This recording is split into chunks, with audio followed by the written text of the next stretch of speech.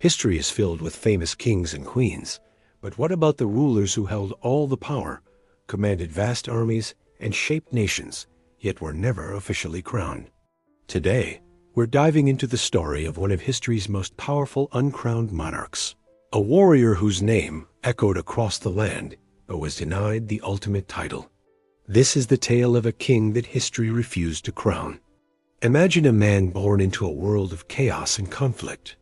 From a young age, he was forged in the fires of war, learning that survival depended on strength, strategy, and sheer will. He wasn't born a king, nor was he expected to become one. He was simply a warrior, but one with an ambition that burned brighter than any crown. As he grew, his reputation on the battlefield became legendary. He didn't just win battles. He orchestrated masterpieces of military genius, turning the tide of conflicts that others deemed hopeless.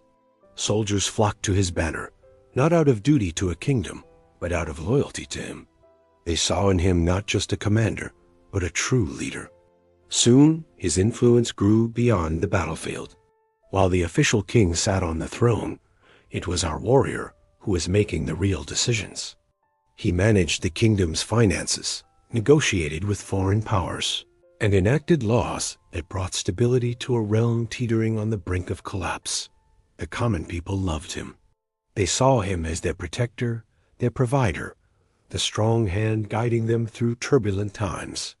He was, in every practical sense, their king. He held court, dispensed justice, and commanded the respect typically reserved for royalty. Yet, the crown remained tantalizingly out of reach. So, why wasn't he king? The answer lies in the complex web of politics, tradition, and bloodlines. The throne was not something you could simply earn through merit or conquest, not in this society. It was a birthright, passed down through a sacred lineage. To the old guard, the established nobility, our warrior was an outsider, an upstart. His power was a threat to their established order. They whispered in the king's ear, plotting in the shadows, doing everything they could to ensure he would never wear the crown. They feared his popularity, his competence, and the change he represented. Our warrior was acutely aware of this. He faced a critical choice. He could try to seize the throne by force, plunging the kingdom into a bloody civil war, or he could continue to rule from the shadows, content with power without the title. This is where his story becomes truly fascinating. He chose the latter. He understood that the stability of the realm was more important than his personal ambition. He put the needs of the people he governed above his own desire for the ultimate recognition. He ruled like a king, fought like a king, and led like a king, all without ever feeling the weight of the crown upon his head.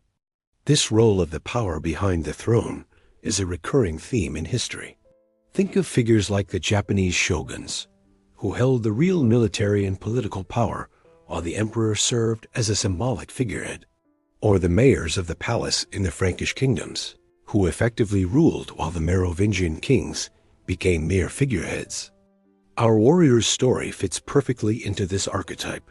He was the de facto ruler, the man who held the real authority. He was the uncrowned monarch. His life was a paradox. He commanded armies that could have taken the crown for him, yet he chose not to. He had the love of the people, a mandate far more potent than any coronation ceremony, but he respected the traditions that kept him from the throne. He walked a tightrope, balancing immense power with the delicate politics of the court. His enemies constantly tested him, probing for any weakness, any sign that he might overstep his bounds. They set traps, spread rumors, and attempted to turn the king against him. But time and time again, our warrior outmaneuvered them, not with the sword, but with his sharp political mind. He knew that his legacy wouldn't be defined by a title, but by his actions. He focused on strengthening the kingdom's borders, building infrastructure, and ensuring his people were prosperous. He became a patron of the arts and sciences, fostering a culture of innovation and learning. Under his guidance, the kingdom flourished. It was a golden age, an era of peace and prosperity, all orchestrated by a man who was officially just a subject of the king. He proved that true leadership isn't about the symbols of power, but about the responsible exercise of it. As the years went by, the reigning king grew old and frail. The question of succession loomed large. Would our warrior finally make his move? Would the nobility finally accept him? This was the moment of truth, the culmination of his life's work. The court was a hotbed of intrigue. Factions formed, alliances were made and broken, and everyone watched to see what the uncrowned monarch would do. He had the army at his back and the people in his heart. The path to the throne was clearer than it had ever been. But in a final, remarkable act of statesmanship, he did something no one expected. Instead of claiming the throne for himself, he used his immense influence to ensure a smooth and peaceful transition of power to the rightful heir, the king's son. He secured the future of the dynasty that had, in many ways, held him back. Why? Because he understood that a kingdom divided against itself cannot stand. His ultimate priority was not his own glory, but the enduring strength and unity of the realm he had dedicated his life to serving. His story is a powerful lesson in leadership. It teaches us that power isn't always tied to a title or a position. It's about influence, respect, and the ability to inspire others to action. He was a king in spirit, if not in name. His legacy is not written in the official chronicles of kings and queens, but it is etched into the very fabric of the nation he built. He is the warrior history refused to crown, but whose impact was more royal than that of many who wore one.